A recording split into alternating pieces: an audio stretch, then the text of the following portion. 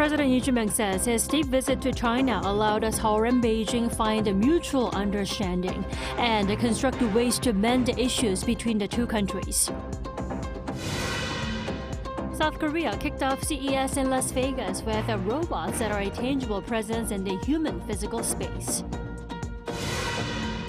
U.S. President Donald Trump's pursuit of Venezuela's oil is becoming even clearer, with Trump saying Venezuela will turn over up to 50 million barrels of oil to his country. President Xi Jinping is on his way back to the country after wrapping up a 4-day state visit to China. He held a press briefing this afternoon with the presidential press corps on the last day. Our Blue House correspondent Song Yujin starts us off.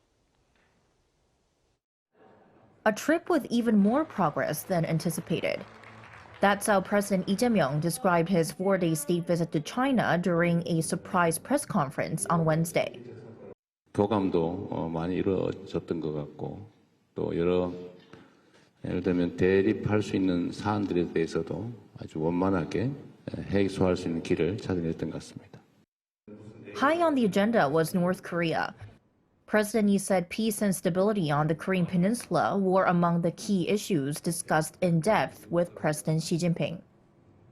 그래서 우리는 노력하지만 지금 현재는 완전히 차단된 상태라서 소통 자체가 안 되니까 중국이 중재자 역할을 평화의 중재자 역할을 좀 해주면 좋겠다 이렇게 얘기했습니다.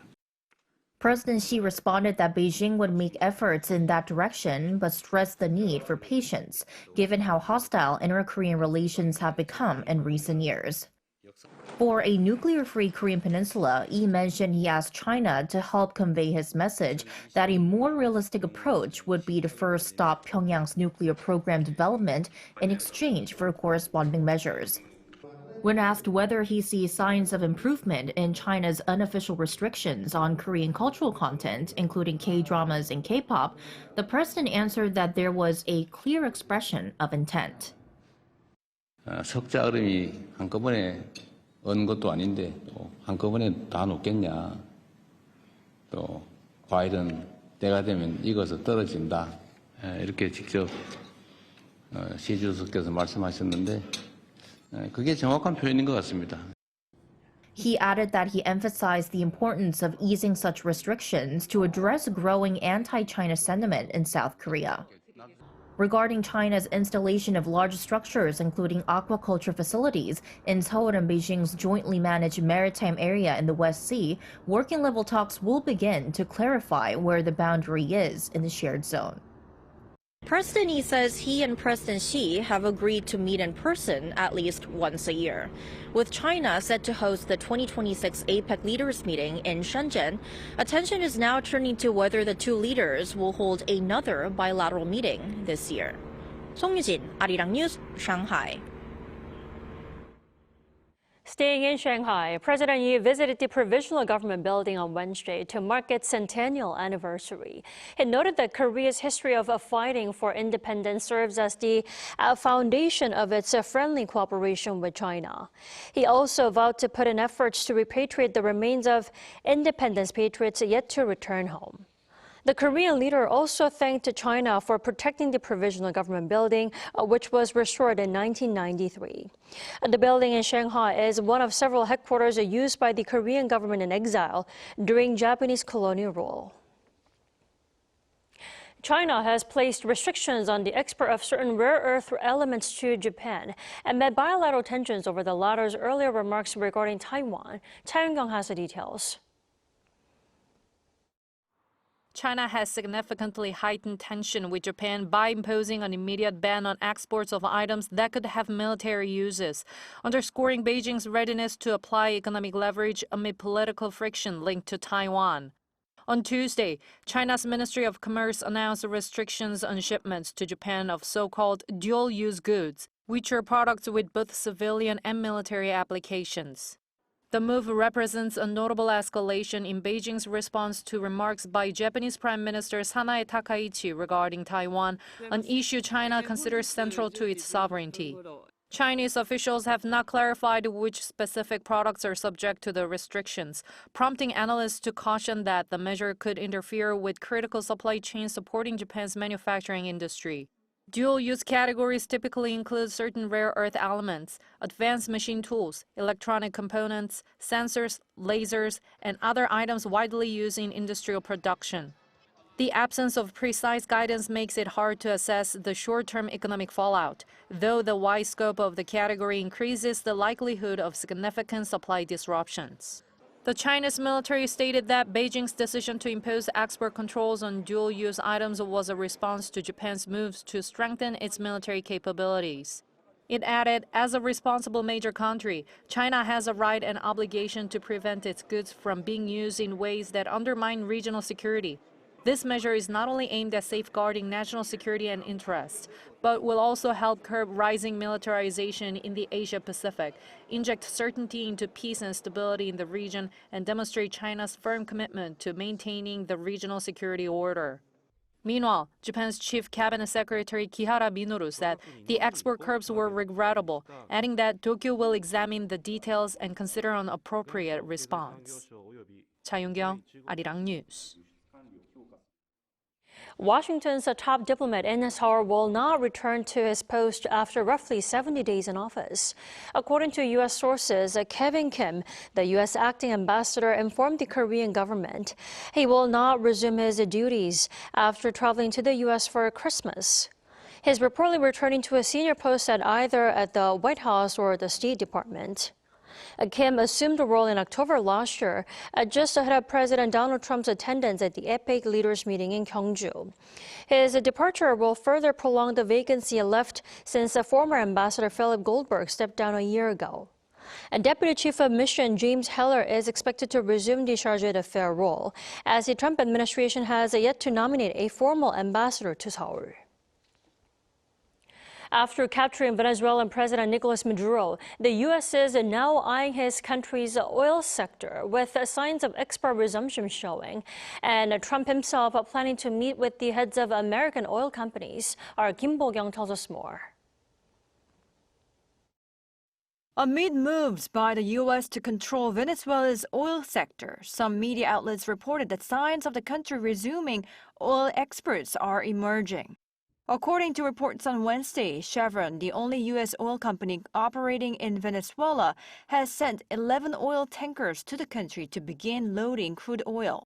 Bloomberg reported that one of the tankers had already completed loading, while two others had arrived at a port. Such signs come as U.S. President Donald Trump announced that Venezuela's interim government would deliver between 30 million and 50 million barrels of high-quality sanctioned crude oil to the U.S. That is valued to reach up to $3 billion, around 4.3 trillion Korean won. In a post on the Truth Social platform, Trump said the oil would be sold at market prices and that he, as the U.S. president, will control the money, making sure it is used to benefit the people of Venezuela and the U.S. He added that he instructed Energy Secretary Chris Wright to carry out the plan immediately, noting that the oil would be transported via tankers and delivered directly to unloading ports in the U.S. Trump added that his administration was preparing to meet with senior executives from major U.S. oil companies. I'm also meeting with oil companies. Let's go. You know what that's about. We've got a lot of oil to drill, which is going to bring down oil prices even further. The meeting, expected to be held on Friday, is to discuss making significant investments in Venezuela's oil sector, according to the sources. Companies that would be attending the meeting have yet to be confirmed. Kim Bo-kyung, Arirang News.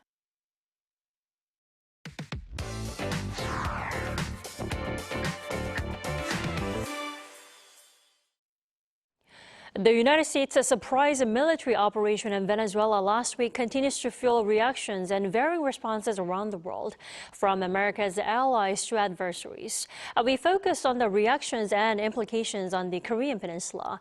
For this, we have our correspondent Oh Soo-young in the studio with us. Welcome back, Soo-young. Good evening, Tommy. So, Soo-young, let's start with North Korea, which reacted to the news by criticizing the Trump administration. What can be made out of the response? So if we take a look at North Korea's response, the level of its response, it's actually quite restrained than thought. Actually, the regime was very quick to denounce what it called the US's brutal and rogue actions, and even calling it out, saying it broke the international law. Rather ironic coming from North Korea. Right. But when you look at what it said, it didn't really elaborate on what had actually occurred, merely calling it the Venezuelan situation without terms like strikes or attack or even seizure like Russia and China said in their statements. Also, it was not a comment by a high-level figure like Kim Jong-un nor his outspoken sister Kim Yo-jong, nor was there a standalone foreign ministry statement, but it actually came in the form of a foreign ministry spokesperson responding to a journalist's question. And one expert I talked to says that there's a reason for this. North Korea seems to have adjusted the level of its response to the U.S. As a regime fundamentally opposed to the U.S., it couldn't remain silent, but it doesn't have major interests like China in criticizing the U.S.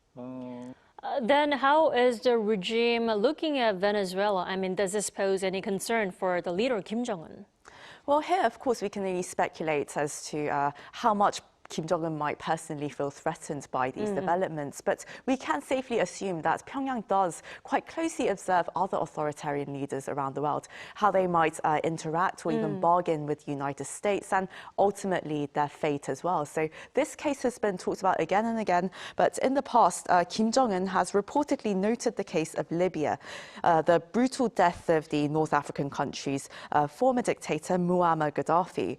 Now, Gaddafi had given up his nuclear weapons program in response to Western demands, and he was later brought down and killed by a domestic uprising. So this reportedly served as a cautionary tale and even justification for the North Korean leader in pursuit of his nuclear weapons. So in this case of Venezuela, where America captured a sitting leader based on, of course, very highly precise intelligence, I assume this would certainly trigger caution over Kim Jong-un's security detail, possible leaks that might come from his close circle, and exposure to US intel. So Maduro's arrest could, I think, also change some strategic calculations on re-engaging with the United States as well. If you remember Maduro's interview, that took place 48 hours before his departure. He told a Spanish journalist that he and Trump had last spoken very respectfully in November. He also said he's willing to discuss oil trade and even open up to the US for investments, actually floating the idea of an agreement to combat drug trafficking. Then 2 days later, he found himself captured and standing trial in Trump's home city of New York. So all of this for Kim Jong-un, this might cause him to think twice about his interactions and, of course, potential negotiations with Donald Trump. So I'd say this might likely embolden his resolve to actually hold on to his nuclear weapons as his ultimate security guarantee, so that he will not end up like Maduro nor like Gaddafi. North Korea believes it is different from Venezuela. Venezuela has no nuclear weapons and no ICBMs, so it cannot retaliate. However, North Korea believes it has a clear deterrent, and thus the U.S. would not dare touch North Korea. So there also seems to be a certain level of confidence, and that's why Kim is resuming his day-to-day activities. From his daily photos, his security protection doesn't seem to have increased just yet. You know, speaking of his day-to-day activities, he's been quite active in the new year now, this time with his young daughter, Jue, right? That's right, Tam. Very interesting. Of course, we all saw that photo of them on New Year's Eve, the New Year's celebrations, of her leaning over to kiss him on the cheek. Right. Her mother smiling next to them, almost looking like a normal nuclear family. Exactly. That's why there's been more, speculation about her potential succession, right? That's right. So on New Year's Day, Kim Jong-un took his daughter Kim Jue to the Kumsusan Palace of the Sun, where he placed her in the exact central position where he himself actually should have stood to pay respect to his father and grandfather. This declares to his late grandfather Kim Il-sung and his father Kim Jong-il that his daughter will succeed him as the fourth leader of North Korea. It also symbolically signals this to the public. At the upcoming 9th Workers' Party Congress, there's quite a high chance that she will be given an official position corresponding to that of a successor. Then what else can we expect from the North's upcoming party Congress, Soo-young? Well, we are expecting the regime to put out its foreign policy or external policy, as they say, for the next 5 years. And this, of course, will be the highest decision-making body, the Workers' Party's 9th Congress. So there we can also expect Kim as chairman to declare the continuation of his policy, simultaneously developing nuclear and conventional forces. And he'll be justifying that by strongly criticizing South Korea and the US. And there, we might actually hear him cite America's intervention in Venezuela to justify the need to further strengthen North Korea's nuclear forces. Now, Soo-young, now that we've entered a new year, I do have to ask again, is there still a chance of the meeting between the two leaders of the North Korea and the U.S.? Well, Tammy, as you know, chances are very slim, but it's not impossible. It really depends on how generous Chinese leader Xi Jinping might be feeling, as President Trump will be visiting Beijing in April, and Xi Jinping might be inspired to play the role of mediator and invite Kim Jong-un to Beijing, where he could potentially meet with Trump. North Korea is currently building hospitals across different regions, but it lacks essential medical equipment to put inside those hospitals. If China were to support North Korea with such urgently needed supplies and invite Kim to Beijing, that could naturally create an opportunity for Trump and Kim to meet. Of course, President Lee Jae-myung this week has also agreed on the need to revive dialogue with Pyongyang during his talks with Chinese leader Xi Jinping. So all of this, again, really overwhelmingly depends on how motivated China is to promote better relations between Pyongyang and Washington and the two Koreas as well. Indeed, as ever, let's wait and see. Soo-young, thanks for coming in tonight. Thanks for having me, Tammy.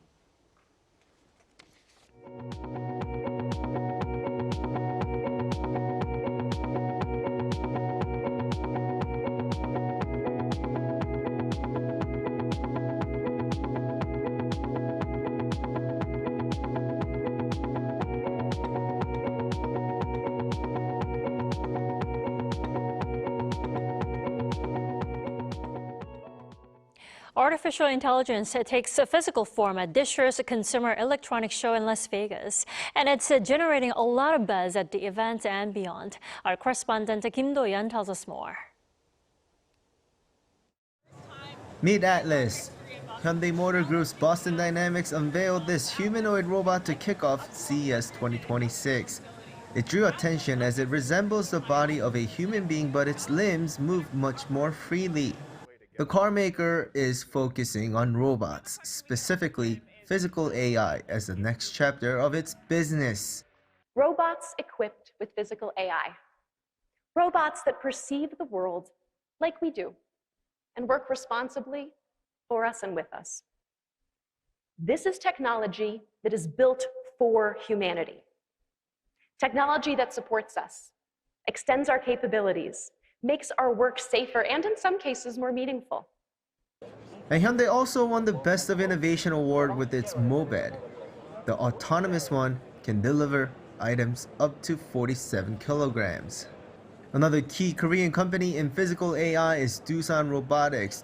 Together with Maple Advanced Robotics Inc., its Scan and Go robot won awards in both AI and robotics, the definition of physical AI. It moves autonomously and scans surfaces to identify areas that need work. Here is how the company explained the technology.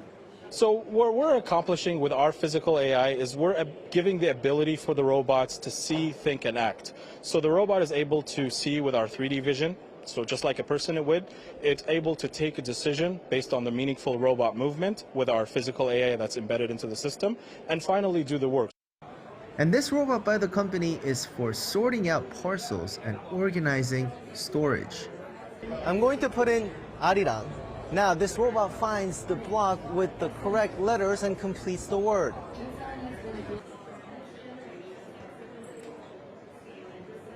And here at CES, because physical AI requires complex hardware, component makers are also gaining attention, including companies that make the sensors or develop AI software to process data.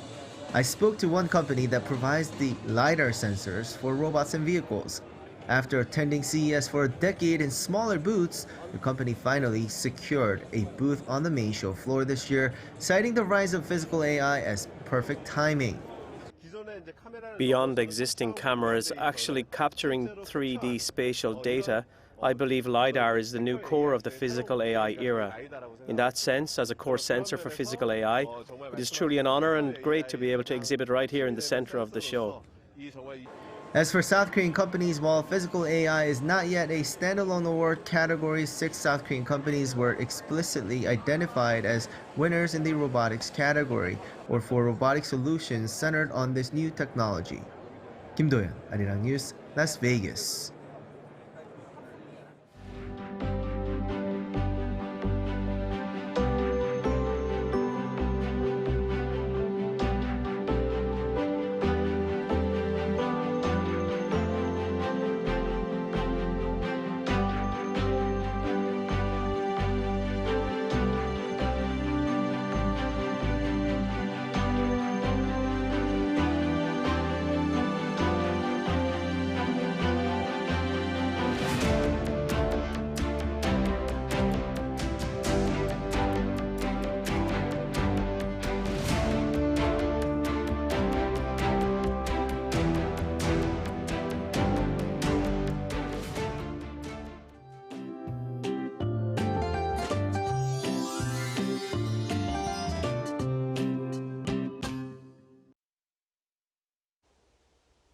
Freezing air from the northwest is set to flow into the country, causing a sharp drop in temperatures overnight. Because of this cold air, cold wave advisories will begin to be put in place from 9 p.m. tonight around the center areas and Gyeongsang-Mukdo province. In Seoul, today's high only topped out at 1 degree. Temperatures will keep falling and it will drop sharply to -9 degrees Celsius tomorrow morning, with the wind making it feel closer to -14 degrees Celsius. Not only in Seoul, but it will also be a cold morning around the country, with Chuncheon at -13 degrees, Daegu and Gyeongju at -6 degrees. Highs will rise to only -1 degree in Seoul and Chuncheon, 5 degrees in Jeju. Rain or snow will begin in the center areas on Friday night, and it will spread to most parts of the country on Saturday. That's all for Korea. Here are the weather conditions around the world.